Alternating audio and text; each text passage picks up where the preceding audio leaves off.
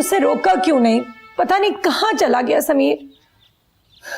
बहुत रोका था मैंने, लेकिन उस रात डैड ने जो उसे चैलेंज किया था, उसके बाद उसका यहाँ पे रुकना वैसे ही बहुत मुश्किल था।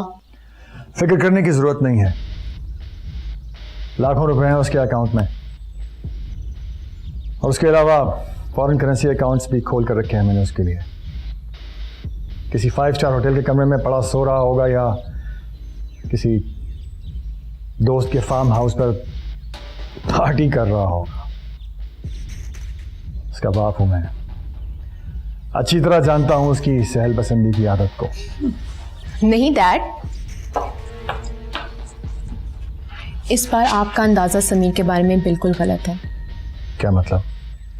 इसमें समीर की सारी personal belongings, wallet, credit card, phone और वो सारी चीजें जिससे आपको लगे वो कहीं से भी दौलत हासिल कर सकता है, वो यहाँ छोड़ के गए। वो अपनी सारी एक्सपेंसिव वॉच, रिंग, चेन और इवन पासपोर्ट तक यहाँ छोड़ के गए, आपके कर्ज की पहली किस्त के तौर पर। मैं जानती थी, बहुत जिद्दी है वो, इतनी आसानी से हार थोड़ी मानेगा। हार तो उसे माननी होगी। अभी शायद उसको पता नहीं है कि इस शहर में अगर उसकी इज्जत है तो वो उसके बाप की वजह से, मेरे बगैर वो कुछ नहीं है। मगर डैड, भाई तो अपना पासपोर्ट और सारे ट्रैवल डॉक्यूमेंट्स यहीं छोड़ गए। इसका मतलब तो यही है कि वो इस शहर में रहकर अपने आप को हम पर प्रूव करने की कोशिश कर रहे हैं। And I think we must block him from every side. कितना अफसोस की बात है ना तनवीर, हम यहाँ ये अफसोस करने के बजाय कि इस घर का बेटा घर छोड़ करके दर बदर की खाक छानने पे मजबूर हो गया, और हम यहाँ ये प्लानिंग कर रहे हैं कि उसको बर्बाद कैसे किया जाए, ताकि वो इस घर के बड़ों की जिद के आगे जीत ना जाए। लेकिन आज मैं आप सबके सामने ये दुआ करती हूँ कि समीर अपने मकसद में कामयाब हो करके वापस लौटे। My all prayers are with Sam now.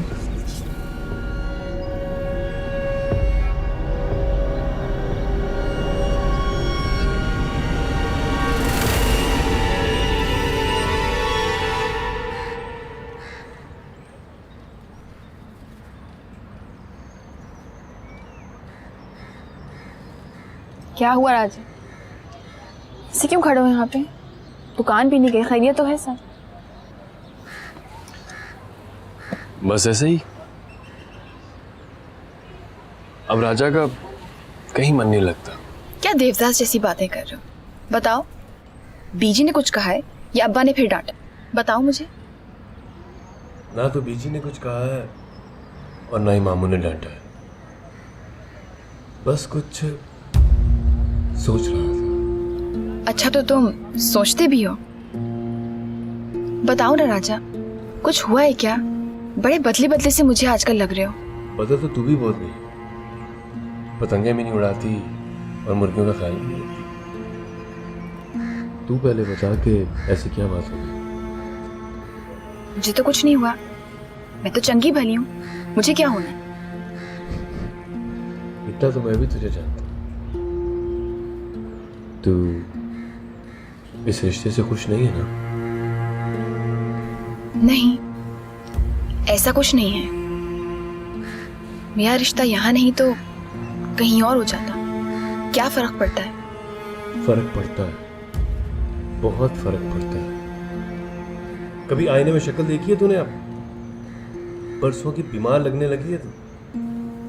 पता नहीं तुम क्या उल्टी सीधी बातें कर रहे हो। बहुत सारे काम है, मैं जा रही हूँ। दानी, क्या है?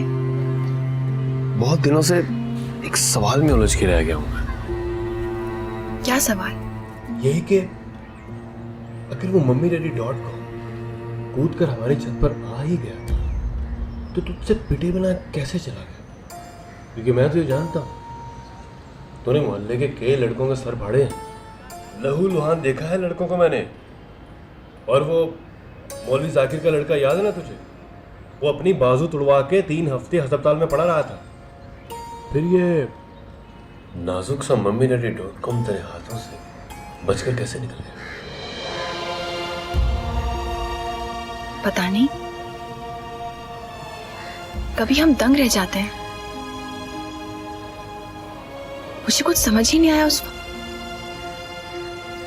और जब समझ आया तो बहुत देर हो गई। मुझे और काम है, मैं जा रही हूँ।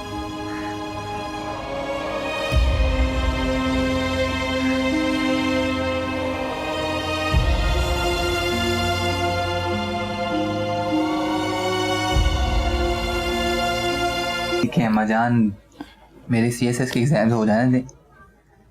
इम्तिहानात में सिर्फ 4 माह रह गए हैं भजन। उसके बाद जब आपका जी चाहे अपनी धानी को रुखसत करा के घर ले आइएगा। वैसे वो लोग राजी हो जाएंगे रुखसती के लिए, क्योंकि शेख साहब बहुत सख्त हैं अपने असूलों के मामले में, और वैसे भी उनकी दोनों बच्चियां भी पढ़ रही हैं। वैसे अगर चुम्मन बुआ ने बात की है तो उसने धानी और उसके माँ बाप की मर्जी भी मालूम की होगी। देख लो, शेख साहब ने बहुत सख्ती से 1-2 साल रुखसती ना करने की शर्त रखी थी, कहीं बुरा ही ना मान जाए। मुझे इस बात का अंदाज़ा है, लेकिन शेख साहब आजकल अपनी नौकरी छूटने पर काफ़ी हद तक परेशान हैं। आप लोग फिक्र ना करें, मैं किसी तरह से खुद उनकी मर्जी जानने की कोशिश करता हूँ। तो बस फिर तय रहा कि जैसे ही तुम्हारे पेपर खत्म होंगे ना, मैं धानी को दुल्हन बनाकर अपने घर ले आऊंगी। सच।